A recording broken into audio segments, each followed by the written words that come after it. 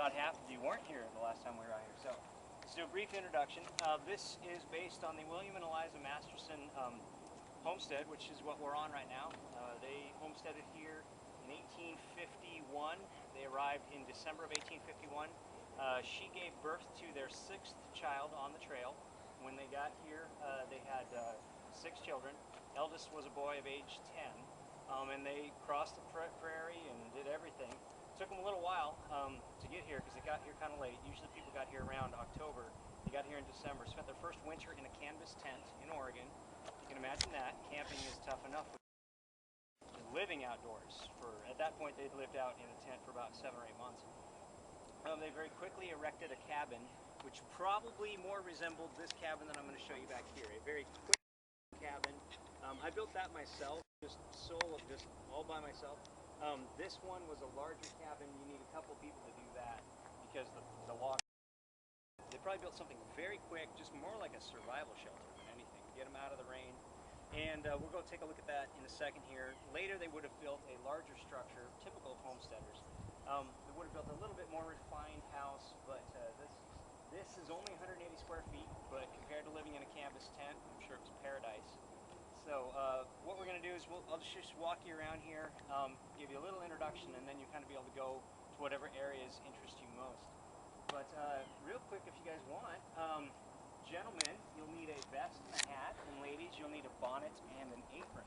And you can find them inside. You can go ahead. And I don't know if we have enough for we should have enough for everybody. Come on in. You may wonder why dress in long sleeves. I'll just talk as we're doing this. This is actually the way I've learned that you want to work in the sun, because the loose clothing keeps you cool.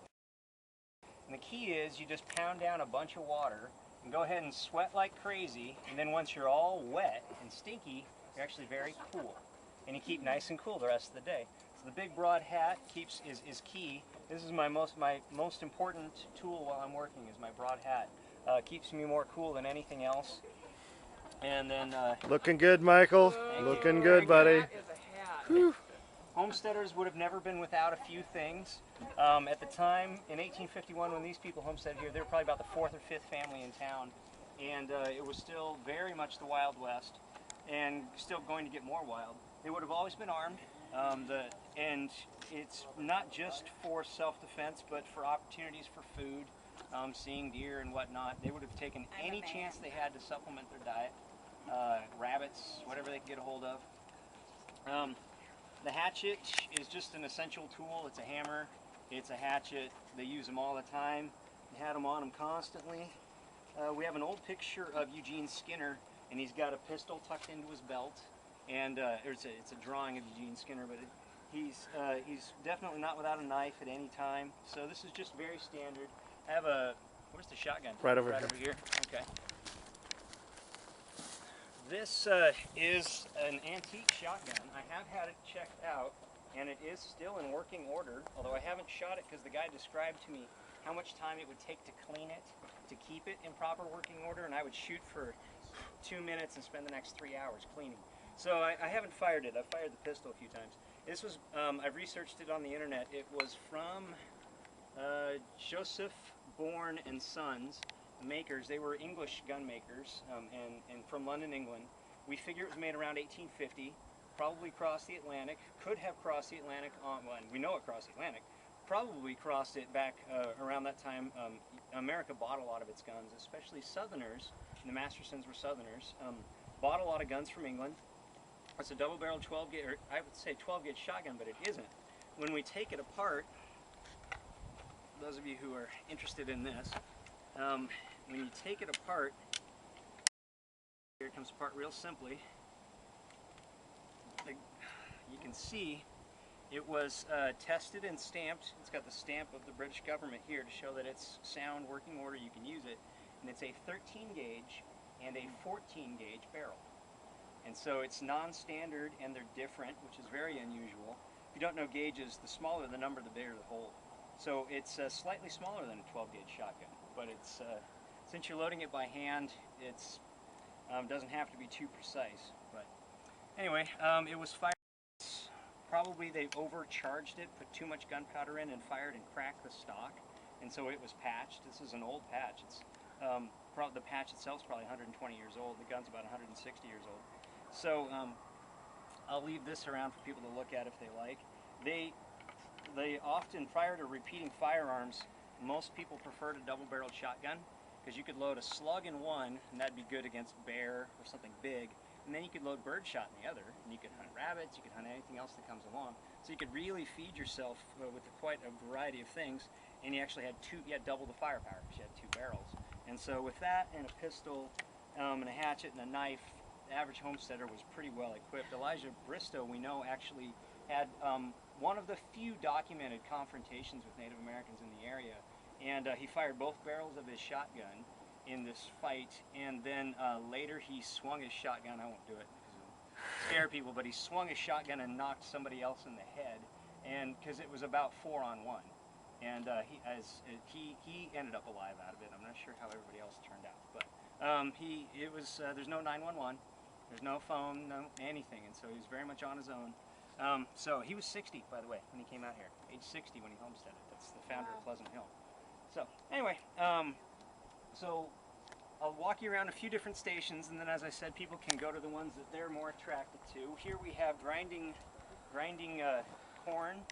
You just put your cornmeal in here and grind away, and then you have cornmeal suitable for making cornbread and whatnot. Then we have a butter press here. We all know how to make butter. You take cream and shake it, and eventually it coagulates. I don't know if that's the right word, but you get butter out of it. I did it with my kids. Congeals, I think it's correct. I did it with my kids this summer. But then they would put the butter inside this. You get a lot of buttermilk, which is the stuff that doesn't congeal. And you put it in here, and it kind of comes out in clumps. You put it all in there, and then you press it down, and it squeezes the watery stuff out. And so you're left with just the butter. And then they have kind of a block-shaped looking butter. This is very authentic. Somebody handmade this a long time ago. So you can look around at those things. We have kids, if they were sorting out which beans you were going to set aside for planting for next year, we have kids do this. And they sort one type of bean into there. Scott probably knows what they are. The different types of beans over there. And so if you want to check that out, you're welcome to. Inside, of course, you can look around. All of the artifacts are replicas. Feel free to handle them. They're not antiques. That's kind of the whole point of this place. The bricks down there were actually made by William Masterson, the homesteader here. Scott Dano found them underneath about 2 feet of silt down by the river. Masterson was a brick maker, so they are authentic bricks.